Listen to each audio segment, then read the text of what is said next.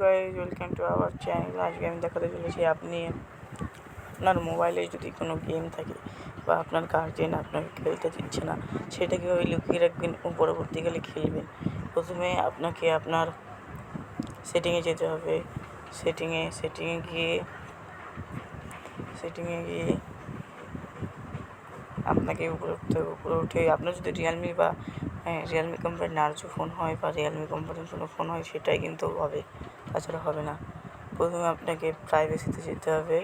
প্রাইভেসিতে যাওয়ার পরে হাইডে যেতে হবে। হাইডে গেলে আমার কিন্তু লক দেওয়া আছে, আপনারা কিন্তু দেখতে পারবেন না।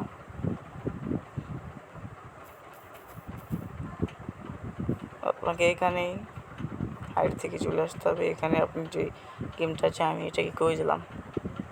এটা করে দেওয়ার পরে আপনারা দেখতে পারবেন যে এটা আর নেই।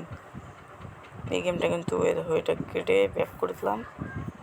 এই গেমটা কিন্তু দেখো আমার কাছে আছে, এখনও কিন্তু আছে। এই গেমটা আমার কাছে এখনও কিন্তু আছে। এই গেমটাকে আমি গায়েব করে দেবো এখনটা। প্রথমে আপনাকে সেটিংয়ে যেতে হবে।